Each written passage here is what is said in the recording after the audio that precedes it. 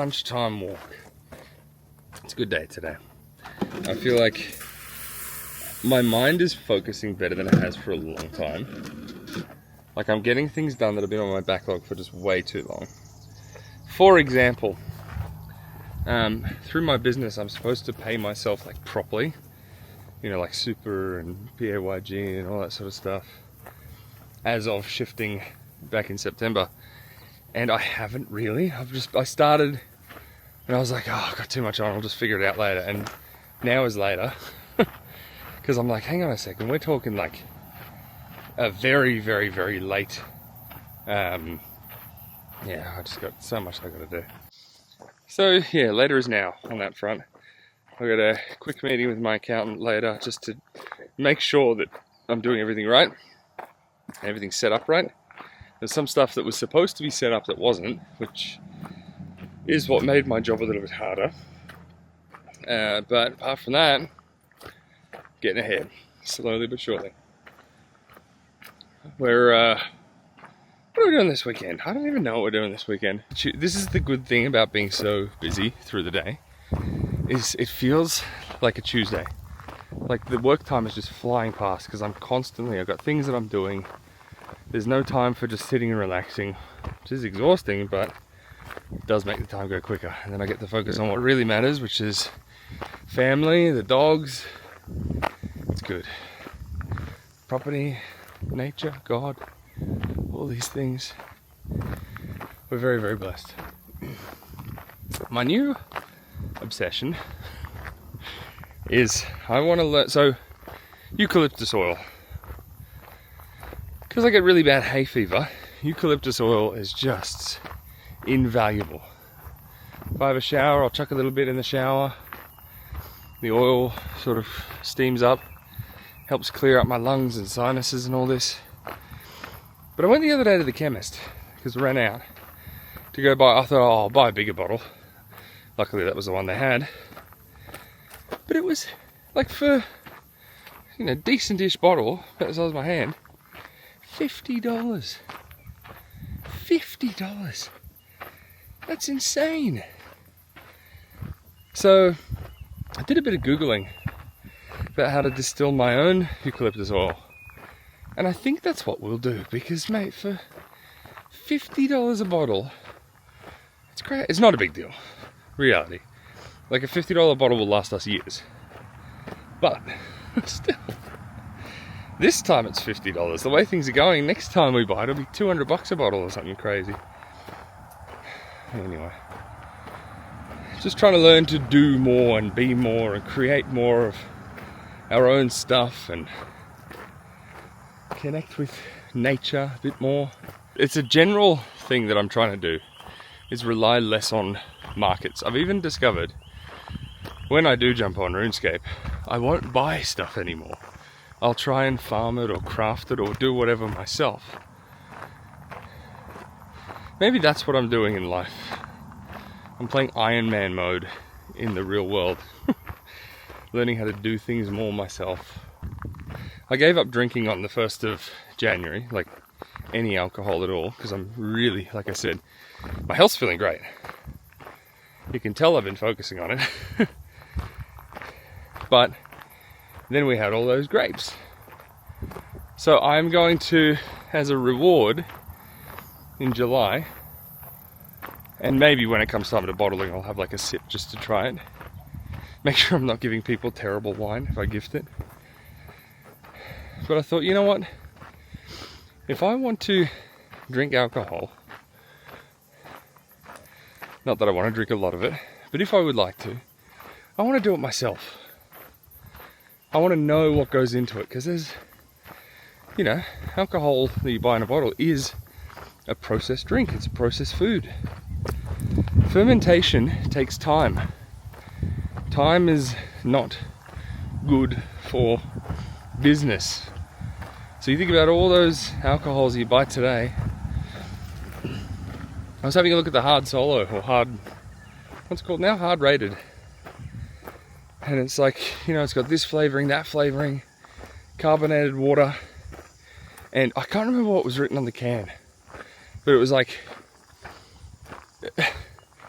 just generic alcohol spirit or something. Generic alcohol spirit. Yum. Single malt distilled generic alcohol. Oh, mate, we are not drinking. When it's alcohol, we're not drinking drinks like God made it to be. When it's food, we're not eating real food. The lives we're living, this is not what God made. You look at the garden. God created a garden. That's what we're supposed to be doing. Communing with ourselves, each other, nature, God. We got it all backwards. So I'm trying to go back to, back to basics, back to the way that God created things. Because God knows what He's doing. Look at these. These don't look too happy. Unless they're supposed to be pink. I thought they were red, but they are looking more and more pink. So I don't know. Oh, look at those leaves. Transparent, Hey, you're the reason they're going like that. I should probably remove them. I thought they just died, but no, they're getting attacked. Let's have a look. Oh. Look at that. What are they? I'll deal with that later. I'm not a big fan of sprays, but I found this pyrethrum that's supposed to be natural and bugs just don't like it. Which is good. That's my sweet spot. Bugs don't like it, and it's as natural as possible. Again, I don't believe for a second that everything's natural just because it says it is on the bottle. If it comes in a bottle, it's probably not natural. Gee, there's actually a few things eating things around here. What have we got? Look at that. Up there. We may have a caterpillar problem this year. We didn't last year, thankfully. But the year before we did, that was at our other place. Just decimated my vegetable garden. Absolutely destroyed it. Pumpkins live pretty freely. We used to have, we lived on, I think it was 1.25 acres. And the first year, this is when I was a kid, the first year we moved in, halfway through the year, we had a look. There was something growing in the garden. Yeah, okay, cool. Mum recognised it. She goes, oh yeah, that's pumpkin. Anyway, within like a week, it had taken up the entire. So we had a shed, and behind the shed was probably, I don't know, just over 1/4 acre, maybe 1/3 of an acre, and it had just taken over the entire back of the property. We had pumpkins for days that year. I remember we had an entire room filled. The floor was filled with pumpkins. We gave heaps away.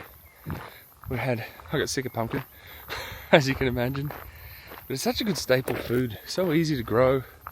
So good for you. And then Mum was telling me when she was a kid, she lived in PNG. And they used to have like pumpkin flowers cooked in coconut oil. So I think we tried that. I wasn't a fan. I'd love it now. Funny how taste evolves over the years. I remember last time actually, Dad took a photo because Dad's over in Vanuatu, and he took a photo. I said, I remember exactly where you took that photo. I was out there 16 odd years ago. I said, I remember, it was the last day of the trip. Would have been the last day of the first time we went out there. So this is 17, 18 years ago. And I said it was the last day of the trip. And I'd avoided taro the entire time. And obviously, out in Vanuatu, out in the islands, that's like the main thing. And just as we're about to take off, one of the ladies offers me, you sure you don't want some taro? It was taro, what they call vine. It was like something similar to island cabbage, and coconut cream, or coconut milk, whatever they made. I thought, oh yeah, I'll try it, why not? Mate, let me tell you, Dad had tried to cook taro before at home and he was doing it wrong, because these ladies, they knew what they were doing. And it was a different variety of taro too. So out here in Australia we get a lot of grey taro, which is, it has a tougher, I enjoy it now, I know how to cook it, but it's just tougher, it's more chewy, it's insanely starchy.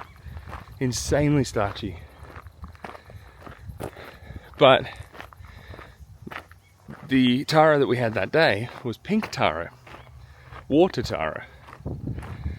As you can probably tell by the name, water taro, it's grown in water. Mate, beautiful stuff. Soft, almost sweet.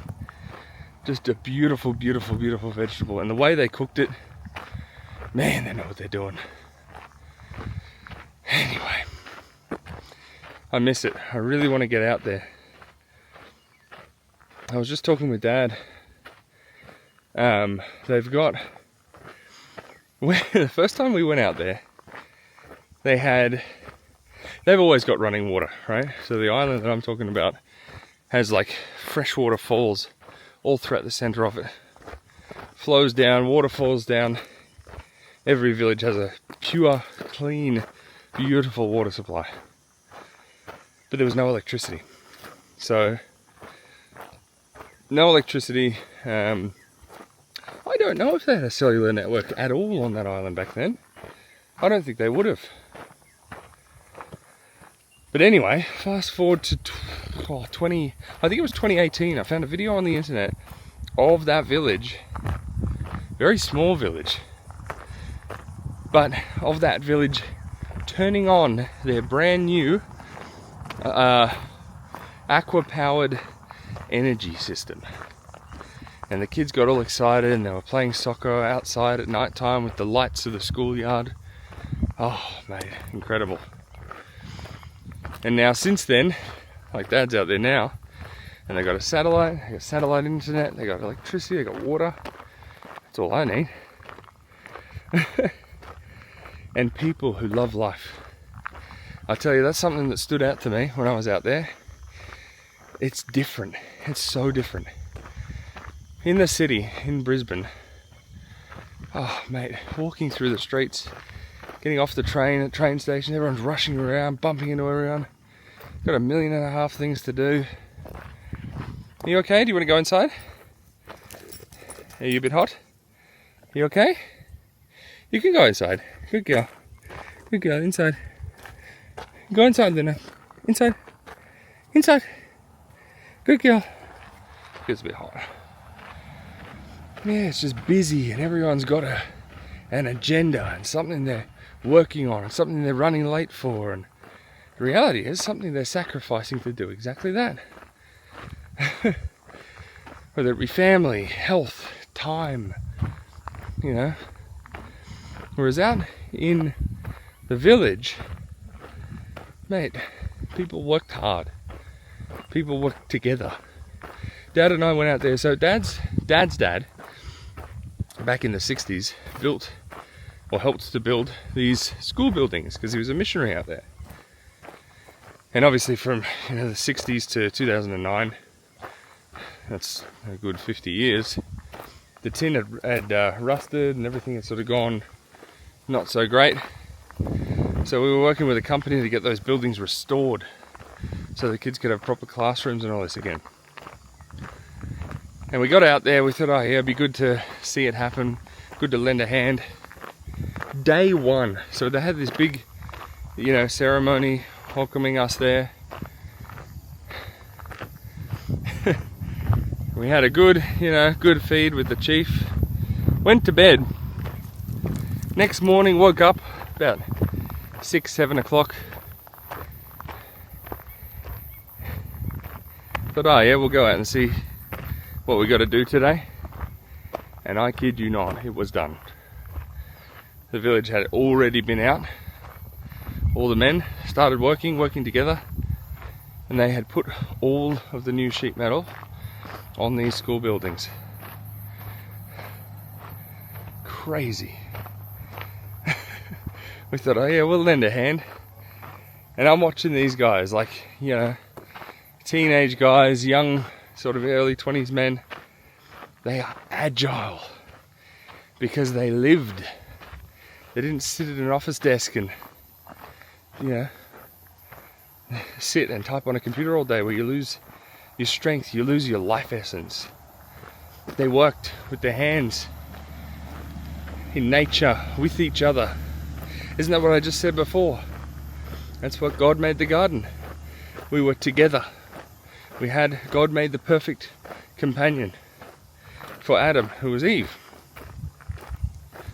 What were they doing? They were working the garden, looking after the garden, looking after the animals, looking after creation.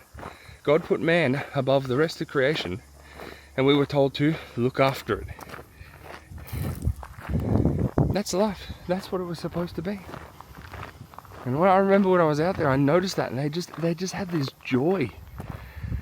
The kids and I, for example, I was young at the time, sort of, would have been about 11, I think. Couldn't speak their language, obviously. Very few of them understood English. And we had a ball. We managed to communicate. Well, I managed to communicate to these kids. You know, I wanted to go see the waterfall. And they said, oh, we can take you, we can take you. Little did I know, and little did we know until later, that the kids were taking us the naughty way. We went up the waterfall, I'm like trudging through taro patches. You step into a taro patch, like a water taro patch, you go like thigh high. Maybe it's because I was little and shorter at the time, but you just sink. Kids are laughing. Poor dad falls backwards.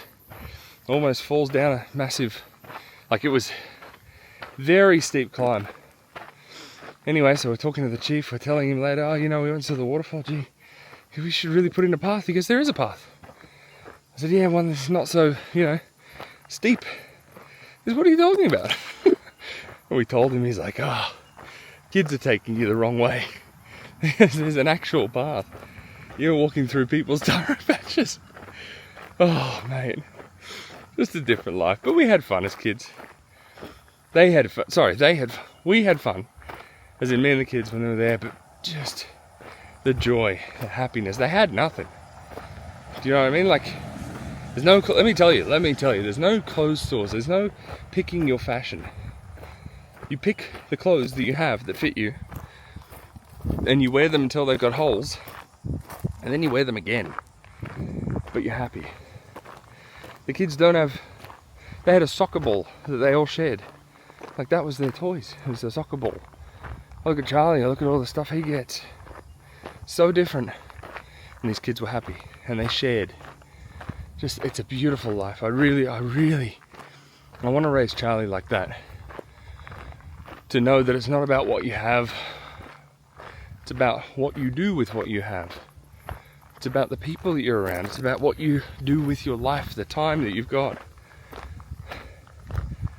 Anyway, it's got way more philosophical than I thought it would. I'm going to go inside, get back to work. Yeah, get an early start. Why not? I'm feeling good. Beautiful day.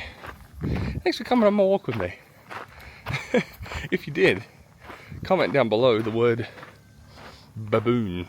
I'm curious how many people actually stand to the end of this. Bye.